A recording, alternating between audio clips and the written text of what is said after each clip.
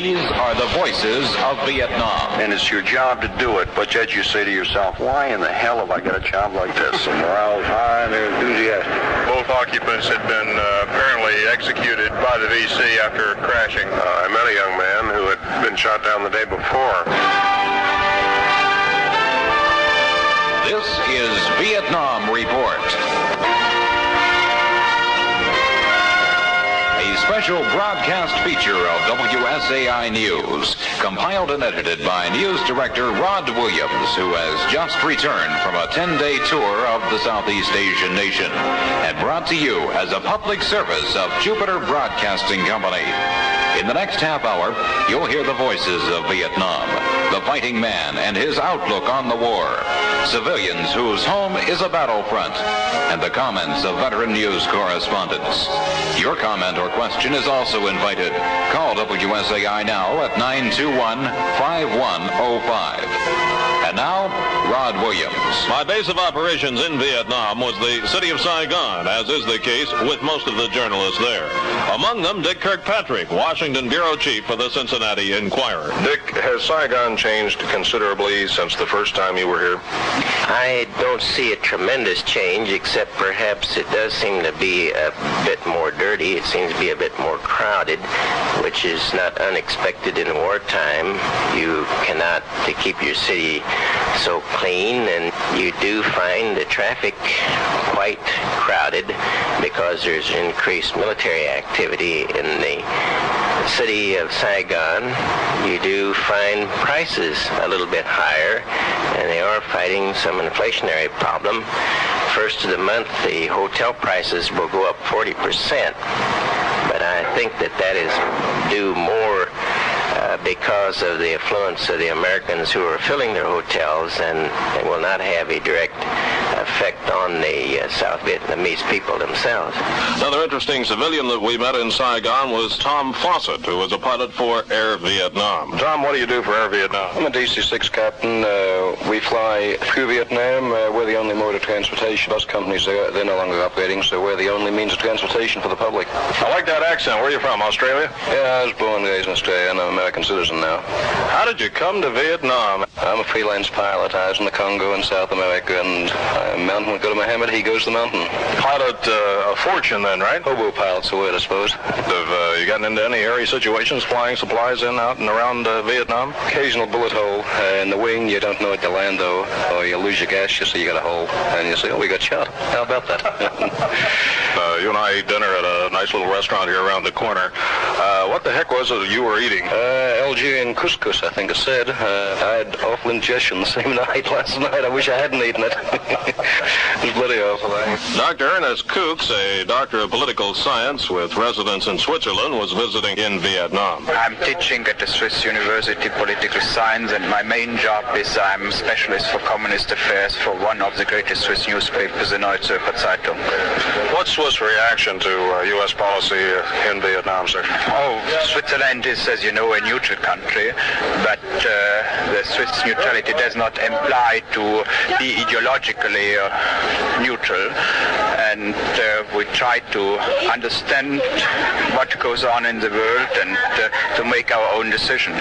All in all, I would say we have great understanding for the American action in Southeast Asia. Of course, everybody in Switzerland does not like a war going on.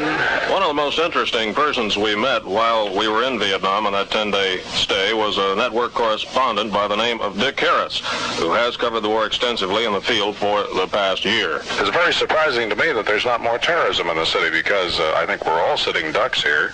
Why aren't the VC more active in the terrorist area? I can't really answer that, but I will say that the reason I feel safe in Saigon, and it's certainly safer than out in the field, is because in Saigon you're protected by sheer numbers. There are so many Americans over here that if somebody blows up something somewhere, chances are it won't be where you are. So it's sort of like driving on a Los Angeles freeway. You've got a good chance of making it. One morning I was sleeping peacefully here at the luxurious air-conditioned Caravel Hotel, which is our headquarters here for the network, and I felt the bed shake and a rumble comes through the room, and this is at 6:30 in the morning, which has got to be the middle of the night, right? You know, and I jump out of bed and grab my gear and rush downstairs, and here is a gunfight going on within 50 yards of the caravel. There are a few bodies in the street, and there's blood, and it was a very terrifying experience, particularly because I was behind a tree, which is right outside the door here, right outside the caravel, behind a tree, and the machine gun bullets were hitting the tree. The bullets were literally screaming past both sides of your head, and it was another bit where, you know, you're in it, and it's your job to do it, but yet you say to yourself, why in the hell have I got a job like this? You know. One of the first places we visited was a hospital at Da Nang, where we talked with the resident physician. Dr. John Vincent is walking along with us as we're heading back to our chopper. Doctor, how many boys do you handle here a day? Well, we average approximately 35 admissions from the division, but I want to assure you these are not battle casualties, all of them. Perhaps a third of this. Most of the boys here, as with any place in the world, will get various sicknesses. We see some malaria, of course, but the usual routine aches and pains and upset stomachs are as common here as they are anywhere in the world, perhaps a little bit more so. And where do the more serious battle casualties go? Do they come to your hospital? Are they going out to the repose? It depends on the situation. If the repose is closer to the casualty will go directly to repose. If a boy should be hurt close to our facility, they'll come directly here. We then, after definitive surgery and the casualty is able, we'll evacuate him back to Clark Air Force Base, and then, if he is seriously injured, to the hospital closest to his home from there. Bob Taft, Jr. of Cincinnati, who toured Da Nang Hospital at about the same time that we were there, talked with General Louis Kyle about the wounded and about the morale of our fighting men. One of the things particularly that I know people are concerned with at home is the general morale and the feeling of the fellows who are out here. I wonder if you'd care to comment on that with regard to your forces. Oh, the morale out here, I think, is the highest I've ever seen, Mr. Taft. These boys are really dedicated to the job that they're doing, and of course they're doing several jobs out here. They're involved in, right now, a large number of my troops in fighting North Vietnamese forces up just close to the DMZ. And they're enthusiastic about this. I just talked to some of them in the hospital this morning who were wounded and came out of there. And they're all, the morale's high and they're enthusiastic. Our phone lines are open. If you have a comment or a question on Vietnam, you can call us at 921-5105. Hello, WSAI. I'm Mrs. Ann Myers, Rod, and I want to say how much I enjoyed your comments and your talking to the boys from Vietnam. I think these boys over there are doing a great job, and I wish Godspeed for this war to end and all the boys to come home like my brother-in-law recently has done. I think the boys are doing a good job over there, and of course there are a lot of them at Sloan would like to be home, but you've done a good job yourself by going over there. Very few men do take that chance to go into a war-torn country like that and talk to them for them that we're back home here rooting. An end in sight of this thing, do you think? In my opinion? Yes. In my opinion, it's going to go on for many years. I don't really see how they can completely eradicate the Viet Cong or the guerrilla forces there, because Vietnam is a vast country. It's, I would suppose, 80 or 90% jungle, and these people are just impossible to find if you're going to go out and look for them on an individual basis. And I think possibly there might be a occupational period there where we have minor outbreaks, but I think that the war as it was several years ago, or at least 3 or 4 years ago, is never going to return, where we had sustained attacks and attacks in great force, because now, well, for instance, they can have a jet fighter or bomber anywhere in Vietnam practically in 3 to 5 minutes. Did you see any killing or any actual war while you were there? The only time I got into a situation where I was a little concerned was when we were in C-123s flying at about, I guess, 50 to 100 feet, dropping supplies to outposts, and on 2 different runs we did draw some fire, but luckily no hits on the airplane. Frightened? Scared to death. I imagine so. Well, thank you for calling. We appreciate that. You're welcome, Rod. Bye. Bye. Kanto Airfield in the Mekong Delta is a pretty busy little field. This is where much of the supplies for the outpost camps are shipped out by the C-123s. And this is the type of aircraft in which we spent an entire day with Captain Ron Whedon and Captain W.J. Bath, who piloted this so-called flying boxcar into 2 landings in some of these outposts and about 8 what they call dead drop runs. Ron, where are you from? Dover, New Hampshire. You're the one that's piloting this aircraft here. That is an aircraft, isn't it? That's affirmative. That's a twin-engine cargo provider, 123. Okay, I've enjoyed the trip tremendously so far. Where are we going after this? We're going to have a pretty interesting day today. First trip going about a half hour up here onto the Cambodian border on the west coast of South Vietnam here to High 10. It's a little 1,800-foot laterite assault strip. We're going to airland the first load. How low are you going to fly? Well, this one here is an airland. This one will go ahead and assault the thing, and we'll be flying about 3,000 feet over the delta here. The next 2 loads are free drops to Dao Chow, which is up on the Cambodian border, almost due north of here. And they're free drops with no chutes. You'll be down about 50 foot off the deck. You going to let me sit back there in that open cargo area and get some pictures of this stuff going on? All right, we'll put a restraining strap forward and rear and let you get some good shots. One of the fellows in the back of the aircraft with me was a very interesting type of a guy to talk to and had seen quite a bit of combat. What's your name? McClure, Alan McClure. And where are you from, Al? Layton, Utah. Listen, you and I were in the back of that plane as you guys were shoving the stuff out. What happened when we were pulling out there about 100 feet?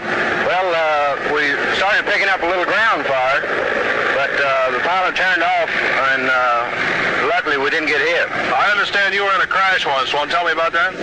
Well, we landed at Dao Ting, a rubber plantation up there, and the pilot went to reverse the aircraft, and one engine went in reverse and the other went in the feather, and we pruned a few rubber trees down there. But you weren't injured? No, nobody was injured. After a full day on the C-123s, I obtained an interview with co-pilot W.J. Bath while we were en route from the airfield to Saigon in a taxi cab. I understand we drew a little fire. Well, that's correct. On 2 of the drops, we received fire from, I think, small arms. We're not exactly sure. The sound is very similar to corn popping over a stove, and you can hear it at low altitudes. You're not always aware of this until you get back. Sometimes you're not aware of it until you find the hole in the airplane when you land. They had a tragedy out there today. Can you tell us what happened there? They had a fighter control team airborne over an isolated Special Forces camp, and they went down to inspect a suspicious area. There were actually people loitering in the area and so forth, and it had some reports from a patrol out. They went down to inspect it, and the camp, the radio station there, lost contact with them. Approximately 45 minutes later, patrol came upon the airplane, and both occupants had been apparently executed by the VC after crashing. This incident occurred not too far from where one of our missions took place. That's correct. We were within a mile of this area, and in that same area we did draw some ground fire. However, I do not believe our aircraft was hit. While we were in Vietnam, we spent much of our time in the air, and especially by helicopter, or as they call it in Vietnam, chopper. We flew into a village called Me To, and there we ran into Specialist Charles Turner. Charles, where are you from in Cincinnati? Blue Ash, Ohio. We got a copter going by now. Might drown us out a little bit. Where's your mother and dad live? What street? Leslie Avenue. And your name? Specialist Druffel. And where are you from? Cincinnati. Where at in Cincy? Clifton. Been into Saigon yet? Oh, yes, several times. Okay, thank you very much. And your name? Specialist Albert K., sir. How long you been over? 16 months, sir. And where you live in Cincinnati? In Oakley, sir. When you going back home? About 10 months, sir. You're from Cincinnati? Yes, sir. Where at? Matt Adams. And what's your name? James P. McDonough. Your mother and dad back there? Yes, sir. What street? Mount Adams, 945 Paradrome Street. Any of you guys here seen any action? Up in Kylie, I was on operation. Deuce and a half got turned over by a mine. I understand about a month ago they hit this camp here. Right. I was here. All of us was here. The number to call if you have comments concerning Vietnam, 921-5105. Yes, sir. I'm James McDonough's father. I just heard him on your radio, your station. Were you surprised to hear him on the station? Yes, sir. Glad to hear it. Good. He's looking good. He's put on a little bit of weight. His morale is very high, and the area he is in is extremely secure, so you can rest easy, sir. Sure. We appreciate your call. Yes, sir. And thank you. Yes. At Mito, we talked with some more servicemen from Ohio who are serving in Vietnam. Private First Class George E. Marine, sir. And where are you from? Wellston, Ohio. Wellston, Ohio. Where's that located in the state? Southeast, sir. Your mother and dad in Wellston? Yes, sir. How you like the weather? It's hot over here. More ways than one. What's your name, sir? Specialist Rod Uganda. And where are you from? Cleveland, Ohio. Cleveland, Ohio. You're in a big city then. We're just in kind of a little town, Cincinnati. And we're real happy to find all you guys in one place here. What do they do? Let you know ahead of time we're coming in? Yes, sir. How long you been here? 14 months. And how long to go? About 3.5. 3.5 months. You'll be out here before anybody, won't you? I go next. 2 months and 2 weeks. 2 months, 2 weeks. How many hours and minutes? I haven't got that figured out yet. It's been almost 3 years since I've been in Cincinnati. I came from Germany straight over here, so I got a lot to see when I get back. Robert Taft Jr. in Vietnam at the same time we were there talked with us at the Embassy Hotel prior to his scheduled trip into the Mekong Delta. How's the war going? Well, I talked to generals, I talked to colonels, I talked to privates, I talked to all kinds in the Marine Corps, the Army, the AFVN forces, which are the South Vietnamese Army, and even the popular forces in the South Vietnamese military setup. All of them are really quite optimistic about the progress that's being made in a military way. They're also optimistic about the so-called revolutionary development or pacification program that's going on in a good many areas with American help, with the military really fitting into a new job to see the Marines out running children's hospitals and out setting up schools and other projects of this sort may be something that's new to the American people, but it's terribly important, and I think they're doing an excellent job at it. Bob Taft, during his tour, had the opportunity to meet one of our pilots in Vietnam who had been downed by VC gunfire. Yes, I went down to Chu Lai, which is a Marine air base, the other morning, and I met a young man who had been shot down the day before.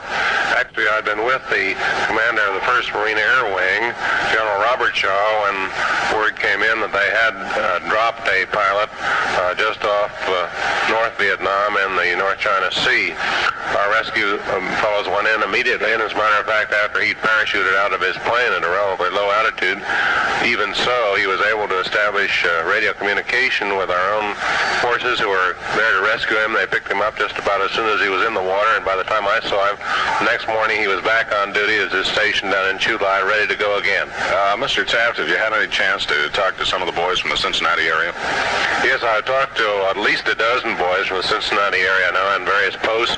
You can't believe the many outposts in which they find themselves at the present time. I could name names, but I've seen so many of them now that I hate to get into preferring one over the other. They're doing a superb job out here. It's really inspiring to see them. That number to call if you have some comments on the Vietnam special on WSAI that you're listening to is 921-5105. Yes, ma'am. Well, this is Mrs. George Baez. I sent my grandson's name in to you, you know. Yes, ma'am. And I had a letter from him, and he said he received a letter from you and also one from Bob Taft, but he couldn't get a pass to get away. Where is he stationed? Well, this letter came from Pleiku. The Pleiku area we did not get into. I know. I got a map here, and I noticed where you were. It must be a far distance away. Well, all the distances are pretty far from one another, it seems, in Vietnam, but thanks to the helicopter, they're shortened up considerably. Well, he said he was very sorry that he couldn't get an interview, and I just wanted to talk to you, but they were very busy, he said. He just couldn't get away. How long has he been over there? He's been over there since January. In his letters to you, what does he say about Vietnam? Anything that you'd care to release on the air? He says it's not too bad if you watch Charlie. Well, that's the case everywhere. If you watch Charlie, you're all right in more ways than one. We appreciate your call, ma'am. Well, he just said he wished he could have had an interview with you, and I want to write him now and tell him I talked to you. Very good, and thank you. Okay. In talking with Dick Harris at the Caravel Hotel, he again related another experience of D.C. terrorism. They hit the 5th floor directly above where I live. And this was about 2 years ago, I believe, 2.5 years ago. And it seems there was this young lady that was an acquaintance of an American correspondent that visited him in his room one evening, and in the morning when she left her handbag, which happened to be full of plastic and explosive. The plastic went off and killed several people and tore up the Caravel here very badly. So I have some Vietnamese business friends up for a conference or whatever. I can't have them up because, well, I can have them up, but they've got to show their identification, and you can't bring a young lady up to have a drink in the bar, because if you do, she's very embarrassed by all the, you have to give all the passes, and they have a guard come up with you, and the whole bit, it sort of fouls everything up. We talked to several men from Ohio that we ran into in the area of Canto Base. Suspect for John Soteski, is that right? That's right. John, when are you going back home? Well, it'll be about May of 67. Seen any action at all, or are you one of these guys that just go swimming every day and take life easy? We took a little trip last night, but nothing happened. On patrol, like, or what? No, we went out to pick up some water out at Ben Tule. Refugee problem in South Vietnam is of a considerable magnitude. Just north of Da Nang, we visited one of these refugee centers. We're talking with Major T.J. Bradley. Major, you're in charge of the refugee program, and I notice we have some tent area over here just below our emplacement. How many people do you process or handle over there, say, on a week's basis?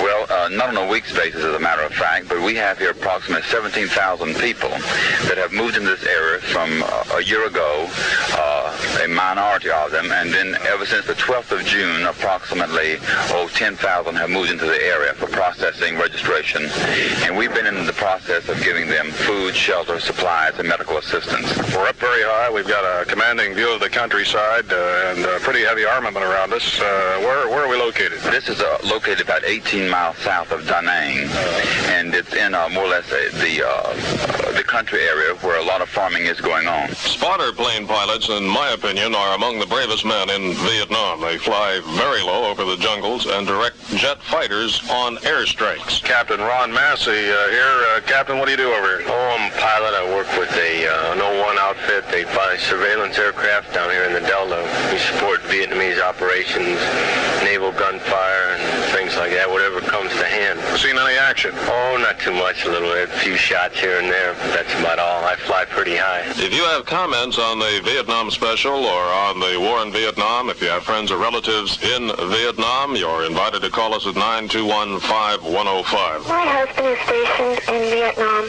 and I was wondering if you happened to get the Queen on. Yes, I did, as a matter of fact. We were there, I guess, a couple of 3 hours. He's only been over there 2 months, and he was sent over 3 weeks after we were married, so it was kind of heartbreaking for both of us.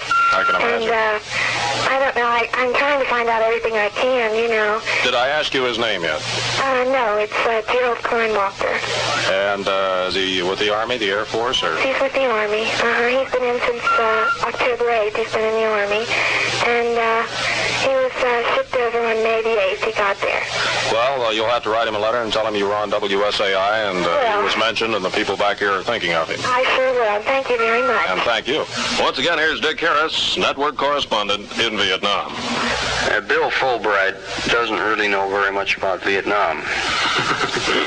And Wayne Morris knows less. And when Wayne Morris joined the Democratic Party, he was without doubt, he did more help to the Republican Party than anyone could possibly do. These fellows are making asses of themselves because they are not properly informed. I will admit that there are many things in Vietnam that are not right. I will admit that there is some question as to whether this is a civil war or whether this is a world war. As it stands now, it is a world war. It must be a war. It's a war between major powers. I don't mean to suggest it's like World War II, but it's a war between major powers. It's not a case of the North Vietnamese fighting the South Vietnamese. It's a case of the Red Chinese fighting the Americans. And the sooner we realize this, the better we are. The people that say that we shouldn't be here have the right to say this. But the people that are here in order that the people that say we shouldn't be here have the right to say we are here. One of the outposts in the Mekong Delta that we visited turned out to be a lucky visit in that we were able to meet another Cincinnati man. We're speaking with Captain Tom Jones. Captain, I understand a cap not far from here was hit last night by the VC, is that right? That's correct. It was hit by an estimated one company of VC about 1:30 last night.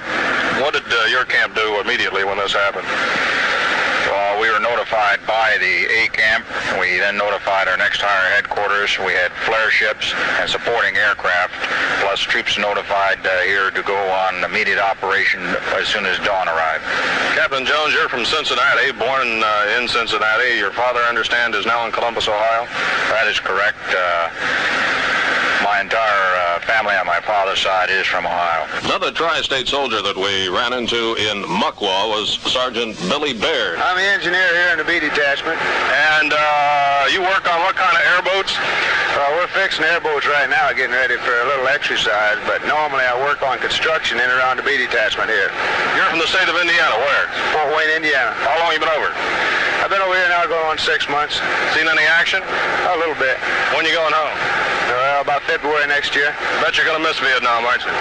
No, I don't think so. Dick Kirkpatrick with the Cincinnati Enquirer with some additional comments on Vietnam. Dick, you've been out on the field now a couple of times, and you were witness to some of the buildup of the American military might here. I wonder if you can go into a little more detail on that.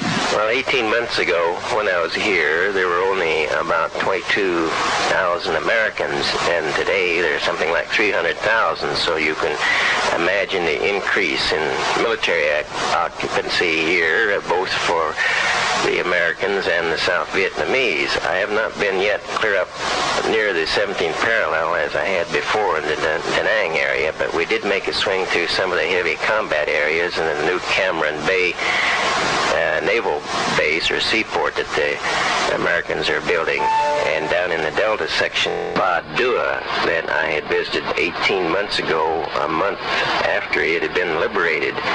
Incidentally, that little village is still on the Harris side and trying to get into. It's still a contested area, but it is in the hands of the South Vietnamese. At the time it was liberated a year and a half ago, the communists were boasting that they were going to retake it, and that was one of their prime objectives, but they still have never done so. Jack Barrett, formerly of Cincinnati, comments about the comparison between the U.S. occupation and the French occupation. Jack, how long have you been in the Far East?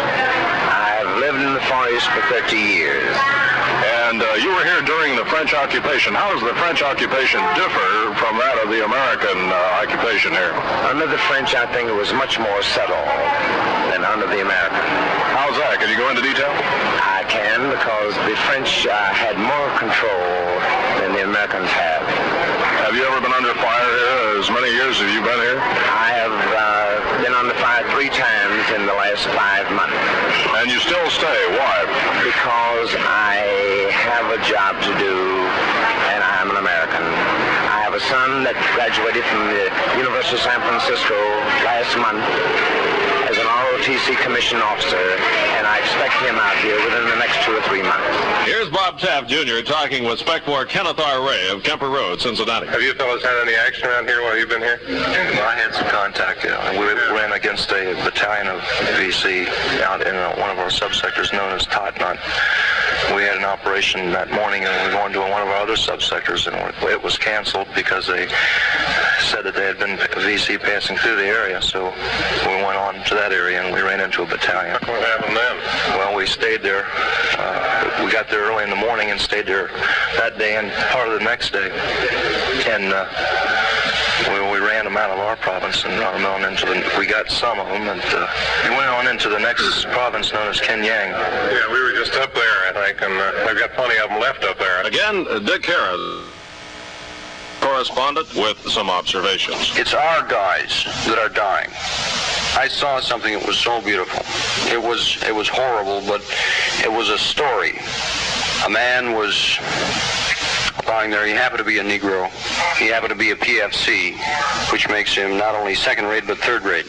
Not really, but in the minds of many, there were 7 bodies around him, and he was a dead man. But there were 7 bodies, and this man went down fighting. And I wish that I could find his name and write and tell his parents what happened. You know, a young kid.